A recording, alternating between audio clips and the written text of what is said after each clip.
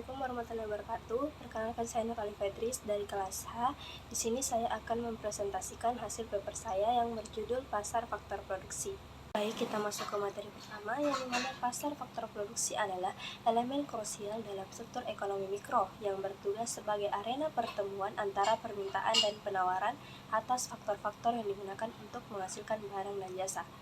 Berbeda dengan pasar output atau tempat barang dan jasa diperjualbelikan, pasar ini memperdagangkan input utama seperti tenaga kerja atau SDM, tanah atau sumber daya alam, modal atau kapital, dan keahlian kewirausahaan.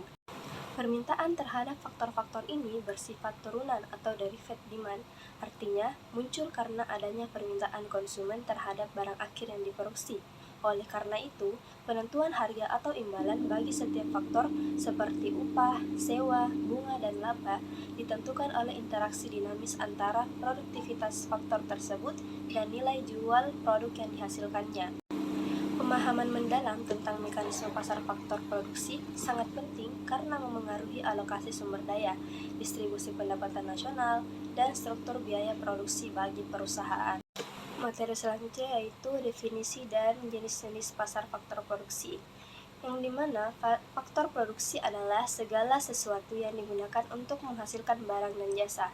Secara umum, faktor produksi dibagi menjadi beberapa jenis. Yang pertama, ada tenaga kerja, yang bisa dibilang usaha fisik dan pikiran manusia dalam proses produksi. Yang kedua, ada tanah atau sumber daya alam, yang dimana semua kekayaan alam yang dimanfaatkan seperti lahan, mineral, air, dan hasil hutan. Yang ketiga, ada modal, alat atau barang yang digunakan untuk membantu produksi, seperti mesin, bangunan, kendaraan, atau teknologi. Baik, materi selanjutnya yaitu permintaan dan penawaran terhadap faktor produksi, yang dimana permintaan terhadap faktor produksi bersifat turunan atau derivative demand. Artinya, permintaan muncul karena adanya permintaan terhadap barang atau jasa yang dihasilkan. Dalam permintaan faktor produksi terdapat beberapa konsep penting, yaitu yang pertama adalah MRP, atau bisa dibilang Marginal Physical Product, atau bisa disebut dengan produk fisik marginal, yang dimana MPP ini adalah tambahan output yang dihasilkan dari penggunaan satu unit tambahan faktor produksi, misalnya satu pekerja tambahan, atau semakin tinggi MMP semakin besar manfaat faktor tersebut bagi perusahaan. Yang kedua ada MRP atau Marginal Revenue Product, atau bisa dibilang pendapatan produk marginal. MRP adalah tambahan pendapatan yang dihasilkan dari penggunaan satu unit tambahan faktor produksi. Rumusnya itu MRP per MPP harga produk. Perusahaan biasanya akan menambah faktor produksi sampai nilai MMP sama dengan biaya faktor tersebut. Yang ketiga ada MFC atau bisa disebut Marginal Factor Cost, biaya faktor marginal. MFC adalah tambahan biaya yang harus dikeluarkan perusahaan untuk menambah satu unit faktor produksi. Keputusan perusahaan, gunakan faktor produksi sampai MRP sama dengan MFC. Kemudian ada penawaran faktor produksi, yang dimana penawaran faktor produksi ini berasal dari rumah tangga sebagai pemilik tenaga kerja, tanah, modal, dan keahlian.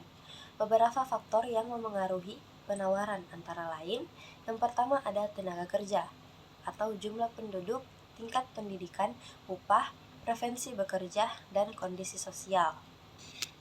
Yang kedua ada tanah, ketersediaan lahan atau kebijakan pemerintah, lokasi, dan pemanfaatan sumber daya alam.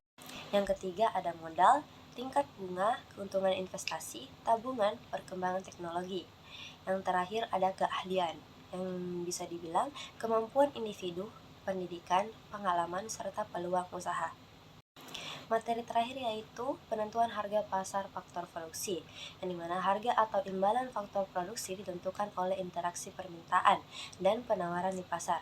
Bentuk imbalannya itu antara lain, yang pertama ada upah untuk tenaga kerja, yang kedua sewa atau rente, yang ketiga bunga untuk tanah dan SDA untuk modal, keempat laba untuk keahlian kewirausahaan. Imbalan ini menjadi motivasi bagi pemilik faktor produksi untuk menawarkan faktor tersebut ke pasar. Baik, itulah tadi presentasi dari paper saya. Bila ada salah kata, mohon dimaafkan. Sekian dari saya. Wassalamualaikum warahmatullahi wabarakatuh.